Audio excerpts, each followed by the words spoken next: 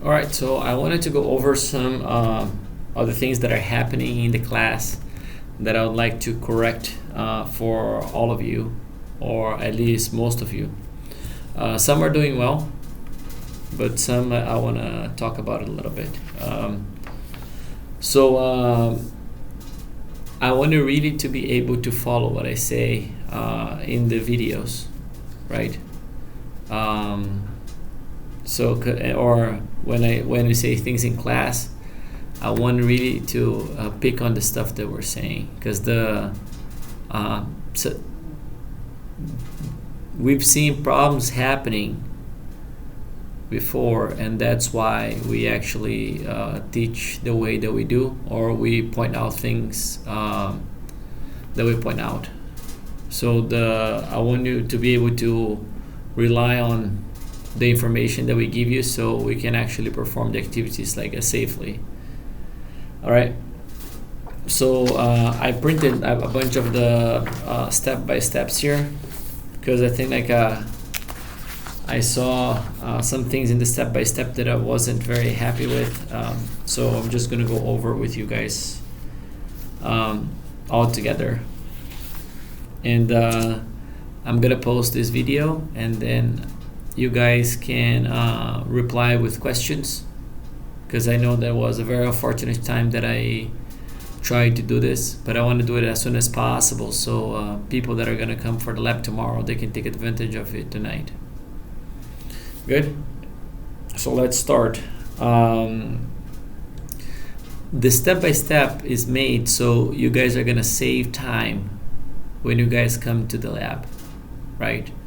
You guys are gonna know how to perform the exercise, and then things are gonna go a lot smoother. Then you show up, and then you have to figure out everything here, right? So starting tomorrow, Friday, I think people are on the exercise number 3, and some people might be on the exercise number 2. We won't allow you guys to go past the 30 minutes anymore, because people are relying on, okay, I have as much time as I need. So people are coming in, staying for an hour and a half, 2 hours in the lab, right? It's not very good for you, and it's actually time consuming for us too on our end. Okay, imagine that we have a lot of students, so it's 18 students total. The way that we're going one-on-one, it's a lot of hours that we have to put into a 1 credit class. All right. So that said, so usually the first thing that you get is actually the stock. It was only in the first exercise of the lathe number 1, or on the first exercise on the lathe, that you had to cut the stock. But it doesn't matter which machine tool you're using. The first thing that you gotta figure out is actually secure the stock, right? Alright, so I'm gonna just push my chair to the side, because I don't plan on sitting until the end of this video.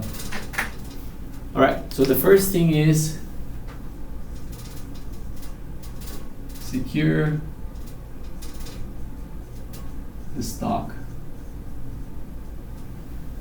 right? Let's see, I'm gonna make it bigger so you guys can see.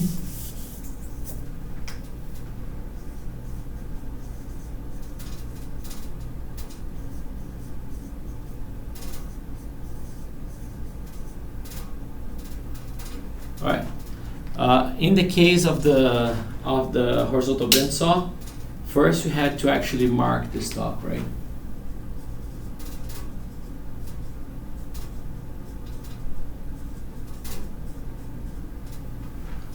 But what's happening a lot is actually the step-by-step has a I don't know how to put this. It has a generic thing. Let's say mark this stock, but I would want more information. So this information here helps you from a previous plan that you have, right? So if our stock is going to be 3 inches, right? So in the exercise number 1, we'll get a stock of whatever length here, and then we had to cut. So our piece had like a 3 inches, right? So we would want to mark stock at 3 inches. Cut a little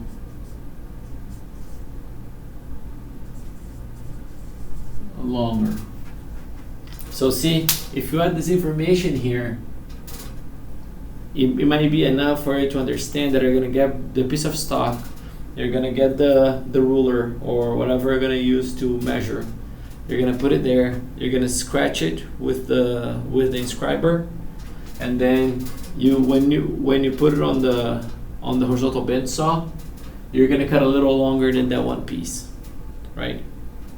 So see how it went from a generic information to an information that has a little bit to like a phrase that had a little bit more information that's going to help you, right? So, but the only case that we have that is actually the lathe number 1, but that's where it usually starts. But otherwise, when we secure the stock, is that enough information for my step-by-step? Let's say this first one is I'm not gonna point out who did it but like let's see, this first one is a lathe project 2. It says get previous piece, mount material in the chuck, right? So it says mount material in the chuck. And the second one, place the stock on parallel plates in vise and tighten so the wire that enough sticking out of the top. So let me separate like what has no information at all, what has kind of information, and the one that has information. So this one project,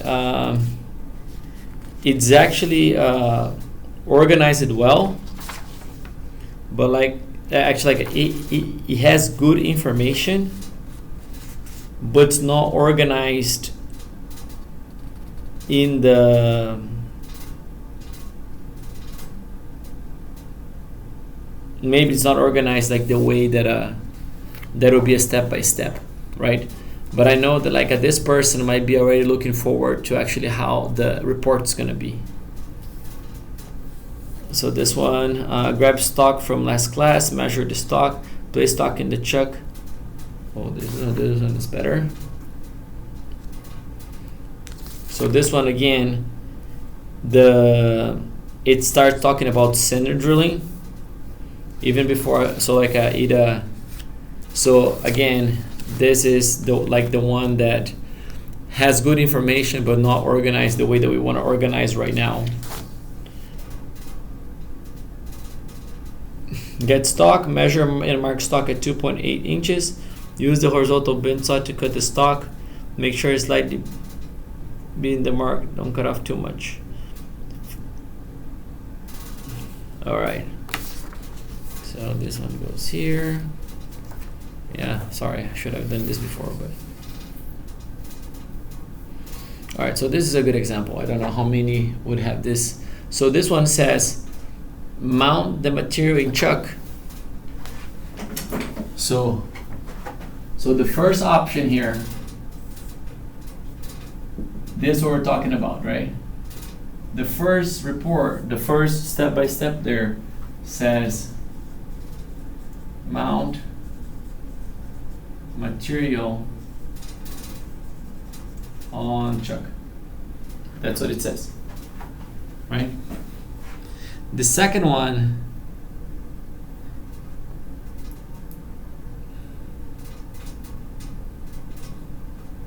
the person doesn't even say to actually mount the material. The first step after the cut is face both sides of the stock. So the second one, doesn't even have this part. It just goes straight to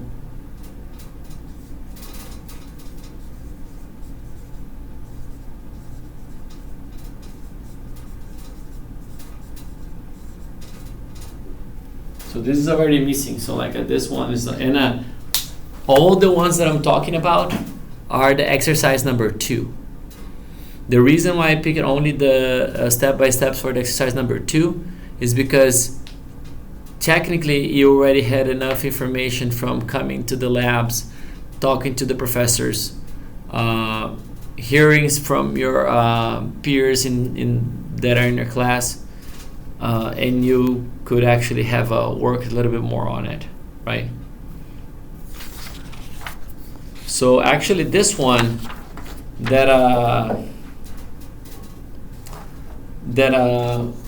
don't even have to, the information about mounting doesn't even have a name on it.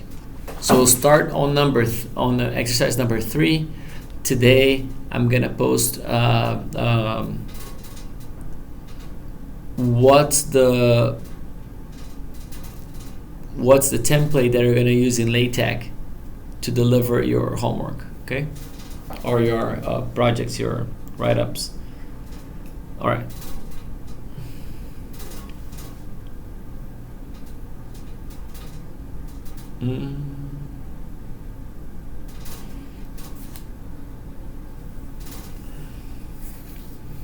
All right, so then now we have this other one that says clamp piece into chuck about 1.5 inches from the side that has turn on project 1. So this is number 1, this is number 2. That's so like this is, it's missing information here. This is missing a lot of information because it doesn't have the beginning, just have the second step. Let's do it like this. So number 2, it's missing this. Number 3, it has, oh, I want to put my stock here, so I have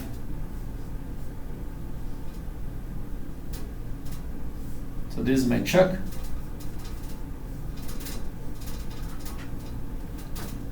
It says I want to put my stock here, so I have 1.5 inches sticking out.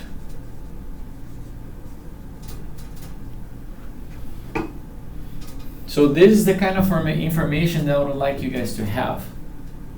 Why is that? Because it makes a big difference if you have too little or too much sticking out for the exercise that we're doing, right? For example, what happens if you have too much sticking out? It's a rule of thumb that if you have more than 2 diameters of your stock sticking out of the on the lathe, you need a live center on it or something holding up on the other side.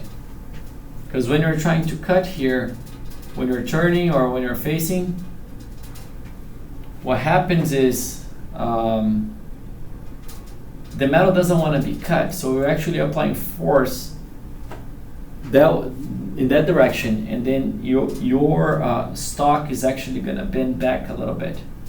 So your stock won't be actually round because of that. Okay. So if we're facing the piece, because the first thing for all the steps is actually to face, just like this guy just said, just face both sides. I don't need a lot of it actually sticking out so I can face, right? I would say always leave maybe half an inch here, even when you're facing. So when you face, you are half an inch from the chuck. So if you make any mistake, it's actually, you're not gonna hit the chuck with the tool. Okay. The only reason why I would leave a little bit more out than just that is, let's say, so our stock is 1 inch diameter, right? So technically, the rule of thumb is this, for me not to use a live center, has to be smaller than 2 inches, right? So let's say my plan, so this was your first work there, right? So on this first one, this whole section was smaller than 2. And that was done on purpose, because you could still have your chuck holding it here, and we would still have the 0.5 here that we're not going to get closer than that. And this would be smaller than 2 inches. So we wouldn't need the live center in there. So then you can do more than one step without actually having to move my stock, right? So let's say, so the first thing is actually on the lathe is actually to make how long it's gonna be, right? So the first one is, it doesn't matter, I still have to face both sides before I can actually tell to actually adjust to the dimension, right? So I can have just the 1/2 inch sticking out here, and then I can perform the, so see, mount the material on the chuck would have more information to it. It would say mount stock to chuck,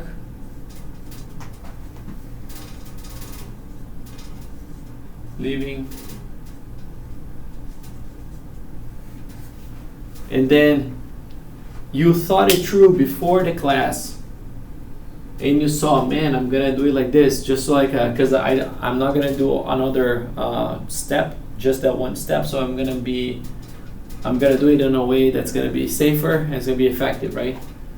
So because you thought about it earlier, and you wrote down on your step by step, you don't really have to think much about it like during the class. And that's what we're trying to do, right? You guys are prepared for the lab. Okay, now, can I just say face both sides of the stock? No, right? Because now, even face side 1 has many steps, right? As you all know, or hopefully you guys know,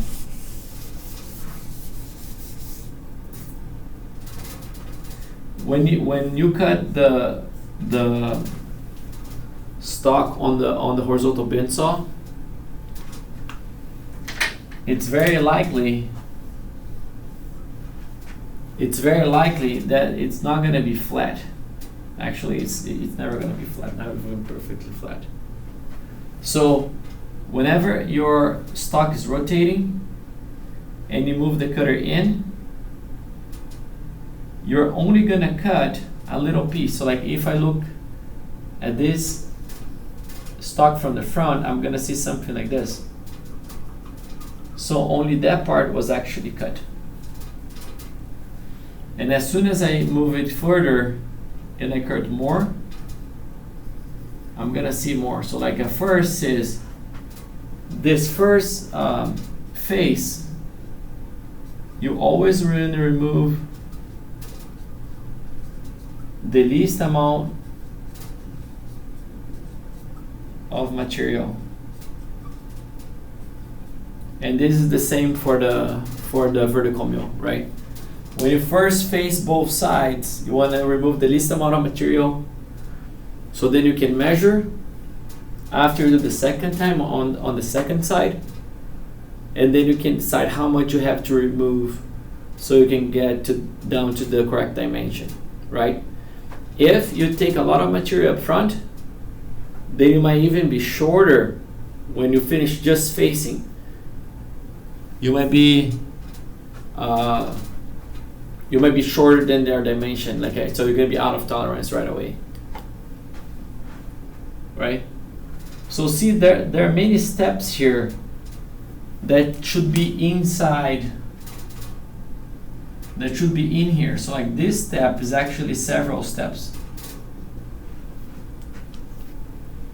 Otherwise, you're gonna get like a missing information on your step by step, right? So again, make it so you save time in the lab. So that's why we're doing this beforehand, right? So just so you know, let's see. Let's use this side. Oh, you can use this side here. So first you have to face side 1, then you have to face side 2, then now you can measure, and then now you decide how much material and number of steps to do, right? So face side 1, face side 2, measure, and then decide, right? In the case of the lathe, I can measure with my stock inside of the chuck because I don't have access to the back of the stock, right? So I really have to get it out and put it back in, get it out, measure, and then put it back in, and then now I'm gonna decide, right? For the vertical mill, I can measure most of the time with my stock inside, like already held by the chuck, right? So that saves you a little bit of time. But anyway, let's say I measure my stock here. I'm at 3.1 inches, and my drawing is at 2.8 inches,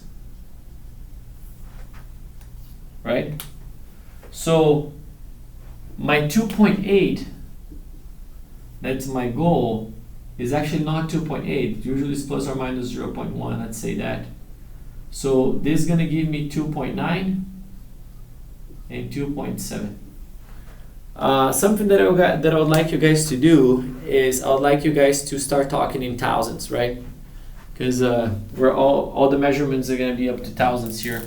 So so that's your range that you have to achieve there.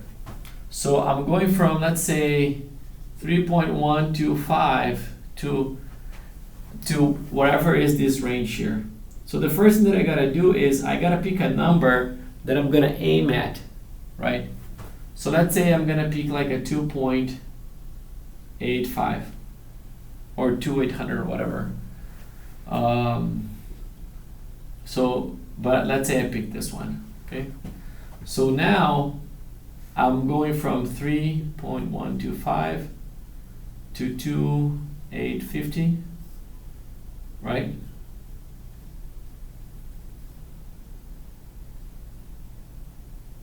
I don't have to cross that one.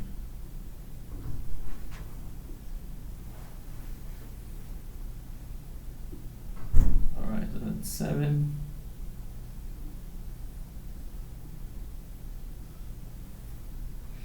So I have to remove 275 thousandths right here,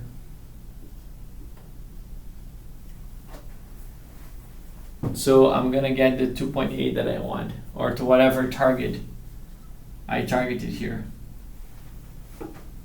right? So okay, I know that I have to remove 275. However, I can't remove 275. Like, first question is, can I remove 275 in one pass?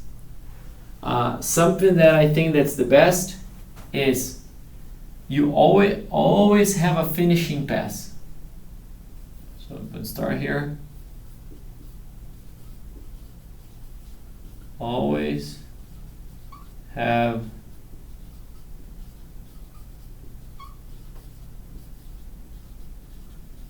so let's say the finishing pass is a pass that's not taking a lot of material, so then the finish is going to be good, right? So let's say that this last pass is always going to be maybe smaller than 10 thousandths, right? Let's say that. So in 275, I can say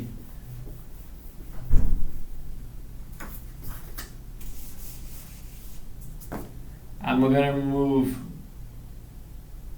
100,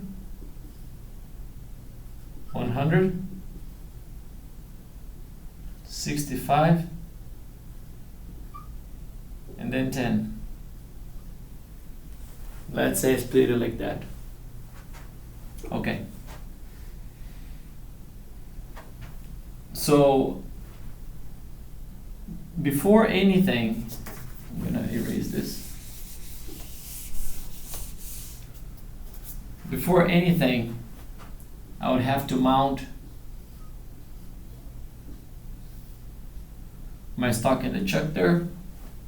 So to be able to remove 100 thousandths in the y-axis,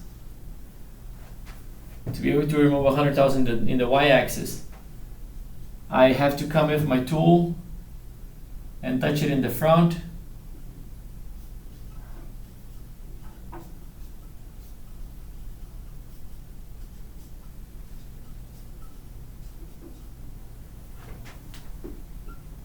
And then I have to zero my y. So that's going to be 0 right there. And then I have to move my cutter to what? I said that I'm going to move 100. So I move y to equal minus. If you use this a couple of times, you already know that like whenever I go this way, you're actually going negative. So let's say 0. I'm gonna move my cutter here at exactly minus 100 there.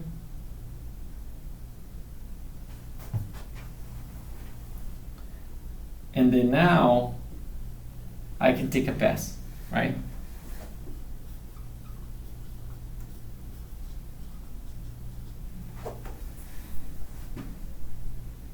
So after you take a pass, technically, I'm where? I'm still 175 thousandths bigger than what I'm supposed to be, right? But the problem is, this one is in theory. I don't know if that's true. The only way for us to know if it's true is actually to measure. I understand that in the lathe, measuring length of the stock is difficult because you always have to pull it out. So that's one of the reasons why I actually have a bigger tolerance for that one, just so you don't have to keep removing like all the time. But the idea is the same. The idea is always the same. You don't know where you are, so you'd have to measure.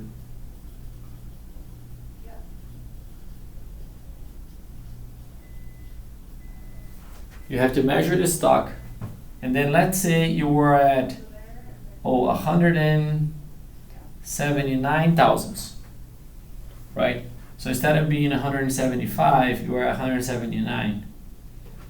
You are still in a good place to keep removing material until you get to the given dimension there. But you are 4 thousandths off.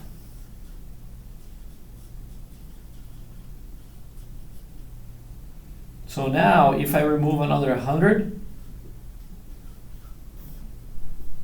where should I be? Now I should be at 75 thousandths to my goal, right? To this goal here. Again, as soon as I cut, I can zero my Y again, right? So now I can go in another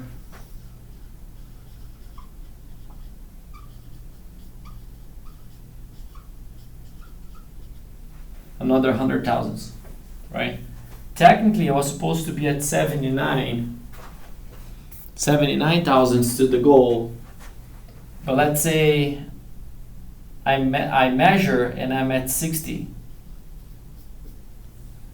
See how you'd still have to keep making adjustments to your passes so you fall where our target is. I was measuring some of the blocks from the second exercise on the vertical mill, and some people are off on pretty much like all the dimensions. So that's not good. That means like people are not measuring to know where they are. You're relying only on what the equipment tells you.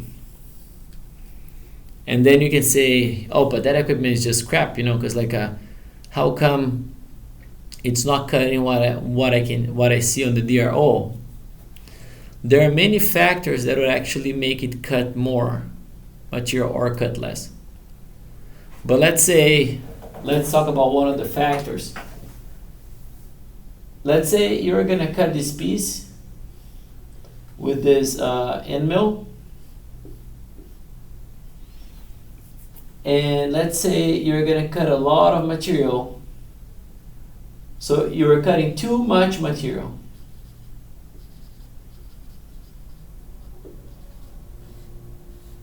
So now your tool is actually suffering, right? There's a lot of vibration going on. So imagine as you cut, there's vibration going on. So this tool keeps bouncing up and down and side to side. So what's that gonna cause? So if I look from the top, let's say them grooving on that one, if this is my diameter and my tool is actually wiggling back and forth because of the stress, my hole is going to be a little bit bigger because it's vibrating in the hole. So we're cutting all that, like the extremes of the vibration, right? So this one, so this like width is going to be greater than the diameter of the end mill, right? So you want to watch for that. And this is actually in this axis, right? If I was running this tool on the lathe, wouldn't that be the same? Yeah. So when I'm cutting, there might be vibration like this. So your piece is going to be a little shorter, right? A little, like the diameter a little smaller than what you set, right? So we have to account for that. And that's why we take several measurements along the, and as I said, you don't have to remove the stock so you can take the measurement, right? Most of the times you can take the measurements right there with your stock still clamped on the vise or on the chuck or whatever it is. All right. So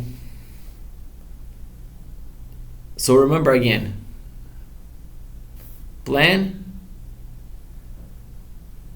0 so you can move to where you want to start cutting, take the pass, stop the machine, verify the dimension again, see how far you are from the target again, and do I take more material out or do I move on? So there's a lot of so it's simple steps, right? Simple steps, not a major step like this. Face both sides of the stock, right?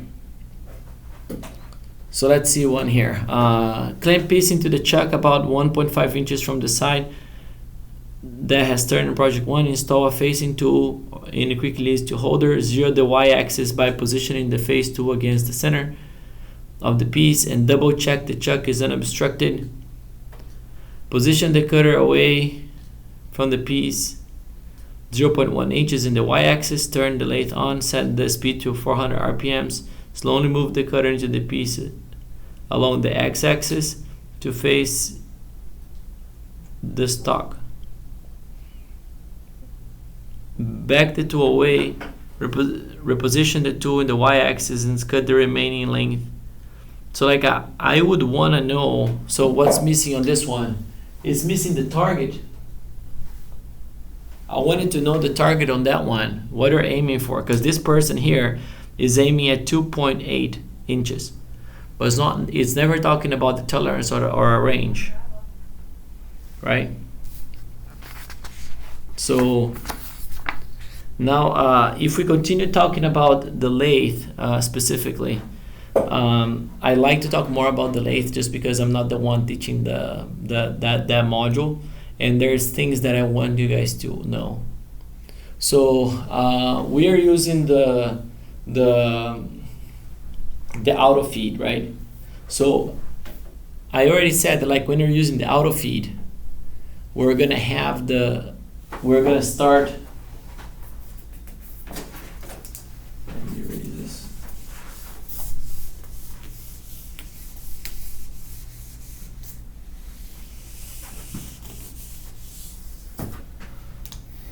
When we're using the auto feed,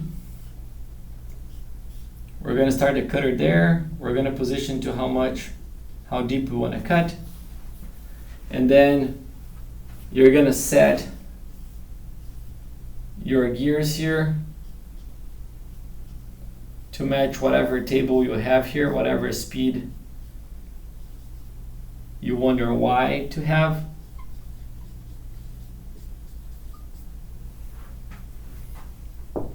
And then now you turn the machine on, you turn on the auto feed, and this is going to be cutting, right? So what do you do during the cut? So there is a lever here that you actually have to go up and down to start, or you have to go down to start actually cutting in the y-axis, right? So I go down on that one. Right? But what did I say on my video? I want you to keep the left hand on the lever there, and the right hand goes on the tailstock. So your tool is actually cutting here, right? So this is the tool, this is the tool post. The lever is back here on that side. If I put my hand on the lever and my tailstock usually is on this side, like right now I don't have a tailstock on, but like imagine I do.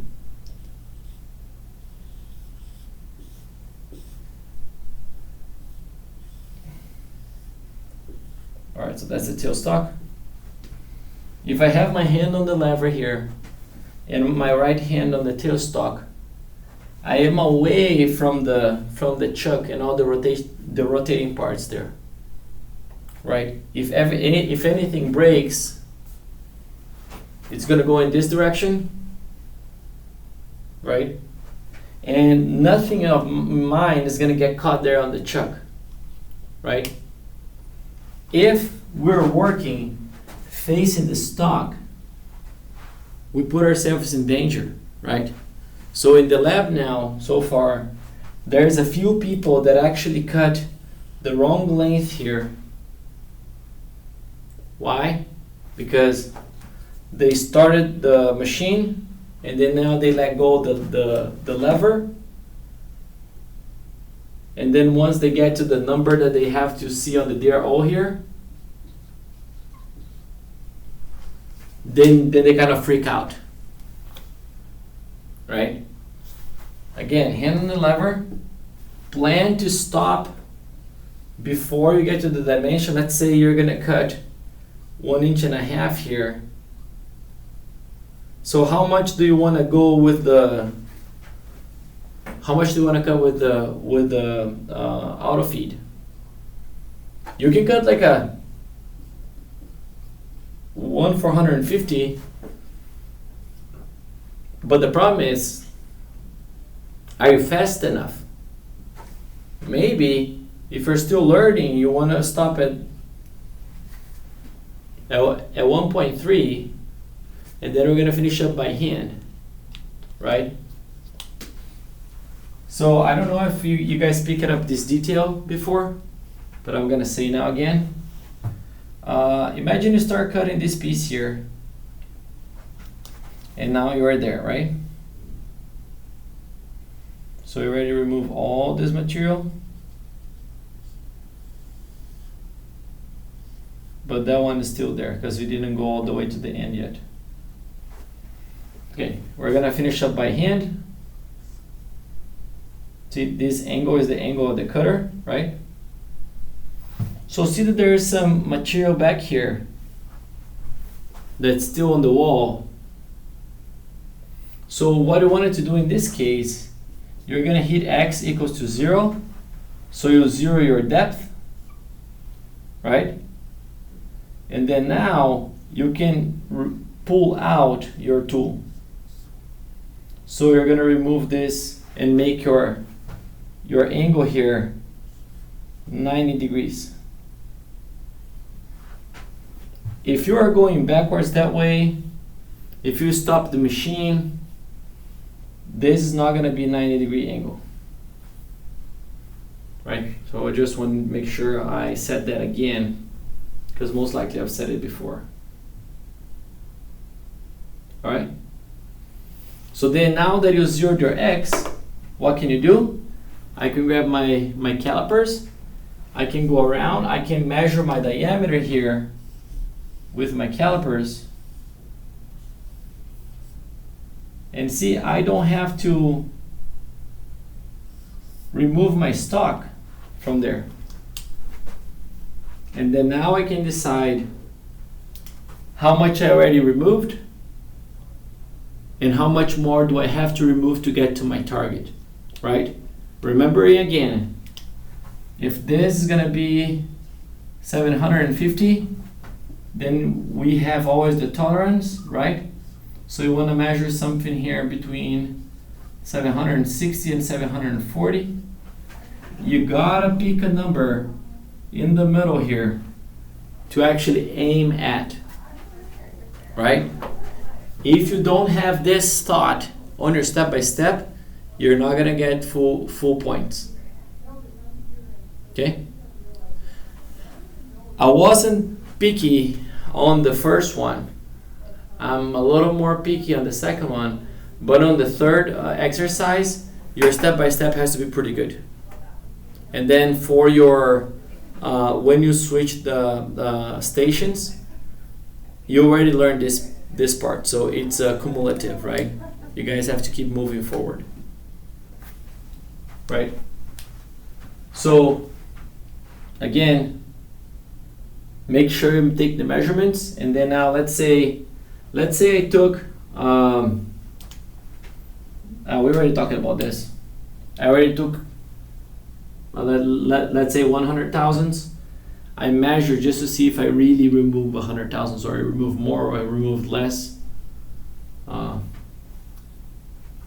Okay.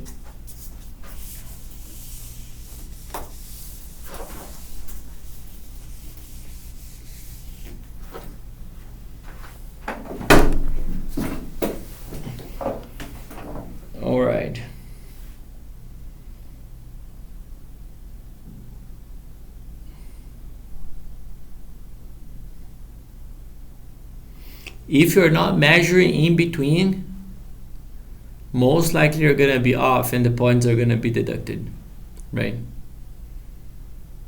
So a good step-by-step would have where you would zero, how much you're gonna move in and how much you're gonna remove, and then it's gonna have measure, verify, adjust these numbers if needed, but at least it has the major understanding of how it has to be done, with dimensions. There was one person this week in the lab that was taking I think it took an hour to complete, and the guy was or the person was asking about how much do I have to remove. This is for you guys to learn. It's simple math that you have to do. Take notes, follow the procedure. It's not difficult. We gotta learn how to do it. All right. So if you already start actually separating by blocks, that's not actually in the correct organization, we're gonna use that a little bit later. Yeah, it is not what I want, so we can change a little bit, but ultimately at the end, you would want to do it like this, because or a little bit of this, because that's how on your report you're gonna do your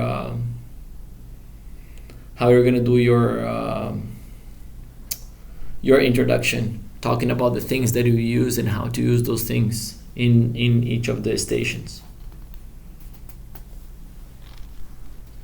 All right. So what I really wanted to point out is actually this thing about have a plan, measure, have a target, decide how much you have to remove a little bit, and then measure again, and then see where you are. Do I continue with my plan?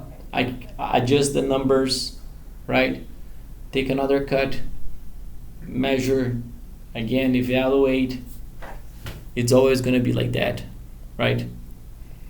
Some of the things when I say keep your hand on the lever, keep your other hand on the tailstock, there's a reason for that. And people haven't done it, and then people have cut more, have cut less. It's always, the problem is always cutting more, because cutting less you can just cut it again, but then you cut more than you should, right? On the vertical mill, I had people drop in the drawbar to actually kick out so these things that I pointed out I don't know, maybe 5 times or even more with all of you, for sure, things that you shouldn't do, and you have people doing it, right? So write down speeds. That's important, right? Especially on the when working on the lathe, right away you have different tools and each tool takes different speed. I want you guys to write your measurements, right? Because when you write I'm gonna measure your block 2, and then I'm gonna verify if your measurement is correct or if you're measuring it wrong, and then there's gonna be grade related to that too. All right, so I'm gonna keep this little section about this class as a live document, so on this announcement, and you guys are gonna be able to send questions, and I can just record and send to everybody, because I'm afraid that because we have so many students coming at different times, If I'm gonna say something to one of you, the other one is not gonna pick up. So I want to make sure I actually get the information to everybody, right? So one more thing, like the easiest way to come up with the steps is really you grab something that resembles the stock that you're going to use, let's say on the lathe, and you're going to say, okay, I'm going to come in, I'm going to grab this, I'm going to put on the chuck. Okay, is there a difference between where I'm going to put it on the chuck? Yes, no, maybe. Then you put there what you want to do. You take the pass. You say, I'm going to zero here, I'm going to zero there. See, like I have this on my hand, which helps me visualize what's going to happen later in the when I work in the lab, right? Same thing. I can grab something that resembles more like the project that we're doing on the mill, and we say, I'm gonna grab this, I'm gonna put it on my first I'm gonna have to secure my stock, right? So to secure the stock, I need my parallel plates. I'm gonna choose the parallel plate so I have so much material sticking up. I'm gonna put this sticking up this way of my vise too. So because these decisions help you save time, right? So let's say so this is your piece, right? You're gonna cut a little bit here.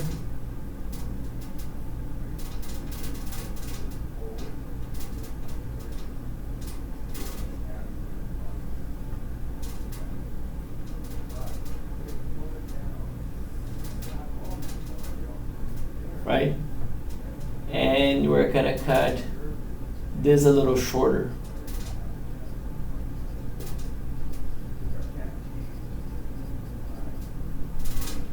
So if I'm gonna cut this a little shorter, and I hold this on my vise right here,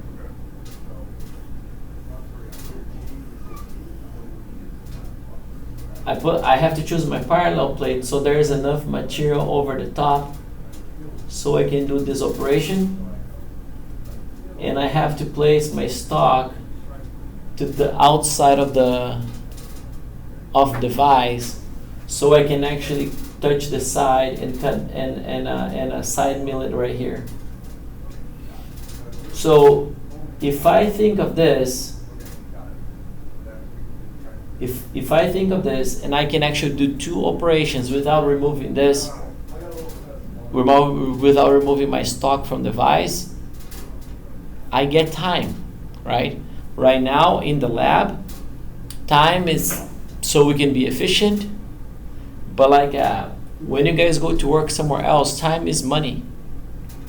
Time in the operation, you want to save it, right?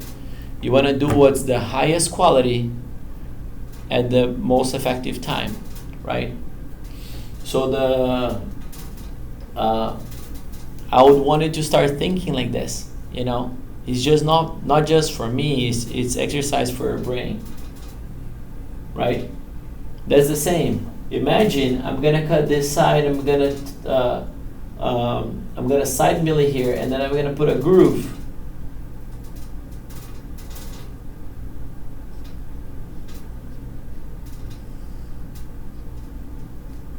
So which tool should I use to actually do all this? So if I know which tool I'm going to use for the groove, and I can use that same tool to do this side and the same tool to do that side, I save in one tool replacement, which should take about 4 or 5 minutes, right? So I really want you guys to think of this stuff, right? I want to point out, and if you have questions, you can let me know. And hopefully the questions are going to come up, and then I'm going to answer, and then more people are going to get in the know, you know? We haven't actually kicked off the use of the discussion groups yet, but like this is kind of like what I want as of the discussion groups. So on the lathe, I had one person after so many years forgetting the chuck key on the chuck before he turned on, and then it was good that there was no accident, but that's what I call an incident. That means like there wasn't, like nothing happened, but it could. So I want to make sure you guys are paying attention to that kind of stuff.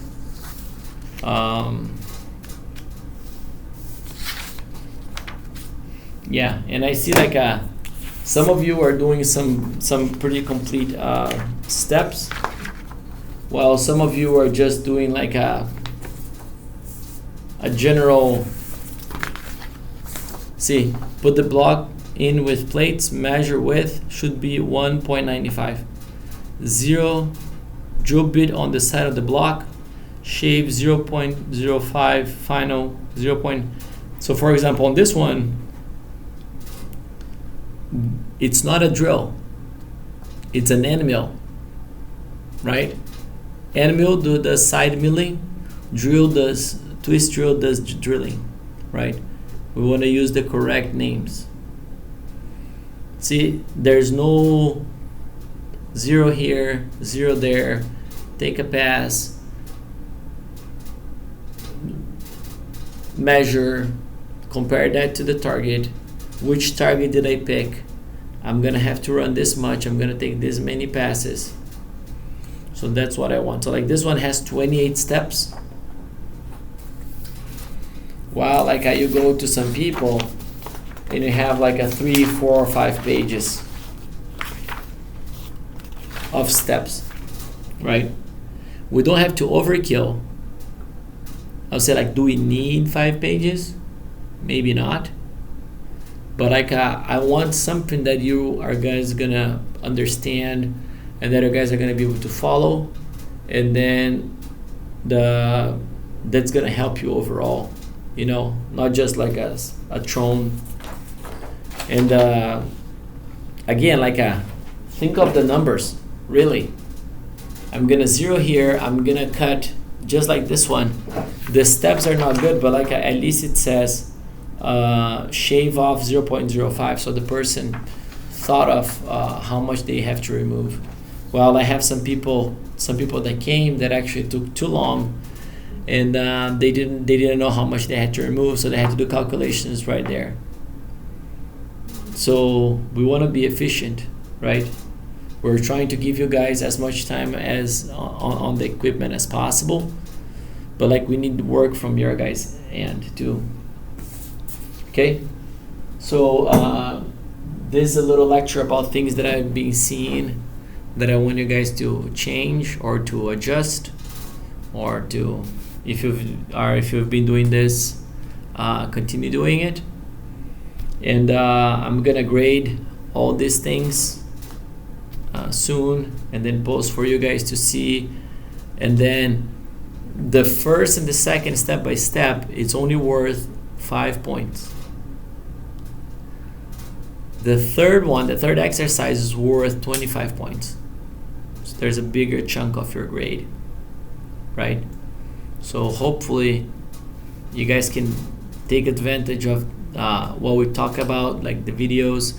You come to me, you ask, and then you're able to take advantage, so you have a better grade, a better experience in this lab. Okay? All right. So we went a little over 3, but I guess I decided to do at a time that like everybody was in class. So I'm gonna post this video, and then you guys are gonna be able to watch. And if you have any questions, you can actually just come and reply right here under the video, and then I can record another video and post as a reply. Okay? All right. I hope you guys can do better after this video. Take care.